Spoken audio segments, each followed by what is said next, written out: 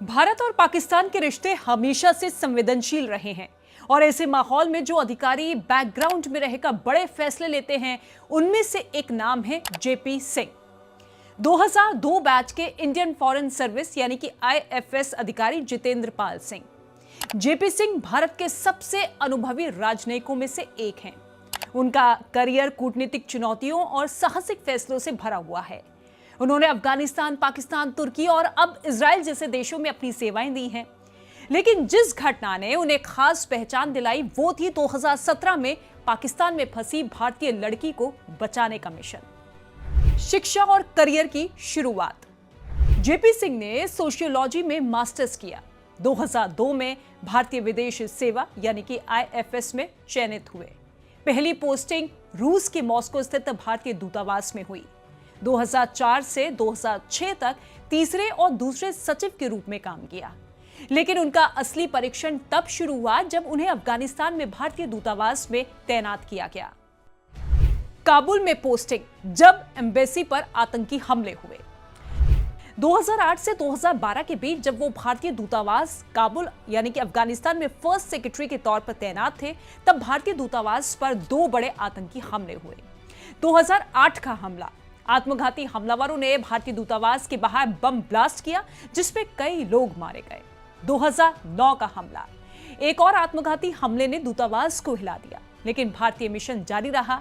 इन हमलों के बावजूद जेपी सिंह काबुल में डटे रहे और भारत की राजनयिक मौजूदगी बनाए रखी। इस्लामाबाद में चुनौतीपूर्ण कार्यकाल। 2014 से 2019 तक जेपी सिंह को पाकिस्तान में भारतीय उच्चायोग में डिप्टी हाई कमिश्नर नियुक्त किया गया। पाकिस्तान में भारत के राजनयिकों के लिए हमेशा ही माहौल चुनौतीपूर्ण रहा, लेकिन उन्होंने वहां कई महत्वपूर्ण कूटनीतिक कार्यों को अंजाम दिया। इस दौरान उन्होंने कुलभूषण जाधव मामला, भारत पाकिस्तान द्विपक्षीय वार्ता और अन्य हाई प्रोफाइल मामलों को संभाला। 2017 जब उन्होंने पाकिस्तान में फंसी भारतीय लड़की को बचाया।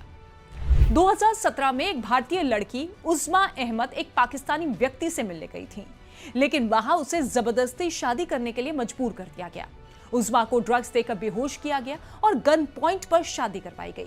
किसी तरह उसने भारतीय उच्चायोग इस्लामाबाद में संपर्क किया और मदद मांगी। जेपी सिंह ने तुरंत उसे भारतीय उच्चायोग में शरण दी और पाकिस्तान की अदालत में लीगल प्रोसेस शुरू करवाया। आखिरकार लीगल बैटल जीतने के बाद उस्मा को सुरक्षित भारत लाया गया। यह घटना न सिर्फ एक साहसिक कूटनीतिक जीत थी, बल्कि ये दिखाती है कि कैसे भारतीय विदेश सेवा के अधिकारी अपने नागरिकों की सुरक्षा के लिए समर्पित रहते हैं। 2019-20 में जेपी सिंह को तुर्की के इस्तांबुल में भारत के कॉन्सुल जनरल के रूप में नियुक्त किया गया।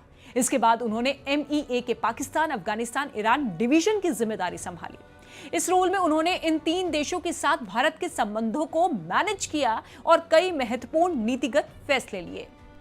अब बने भारत के इजराइल में राजदूत। जनवरी 2025 में जेपी सिंह को इजराइल में भारत का राजदूत नियुक्त किया गया। ये पोस्टिंग भारत के लिए बेहद महत्वपूर्ण मानी जाती है, क्योंकि इजराइल और भारत के बीच रक्षा तकनीक और कूटनीतिक से जुड़े अहम संबंध हैं। कूटनीति का सिंह। जेपी सिंह की जर्नी ये दिखाती है कि एक डिप्लोमेट का रोल सिर्फ मीटिंग्स और दस्तावेजों तक सीमित नहीं रहता। कभी वो अफगानिस्तान में टेररिस्ट अटैक्स के बीच इंडिया का झंडा थामे खड़े रहते हैं, तो कभी पाकिस्तान में एक लड़की की जिंदगी बचा रहे थे। अब इजराइल में वो इंडिया के लिए एक और अहम रोल निभाने के लिए तैयार है।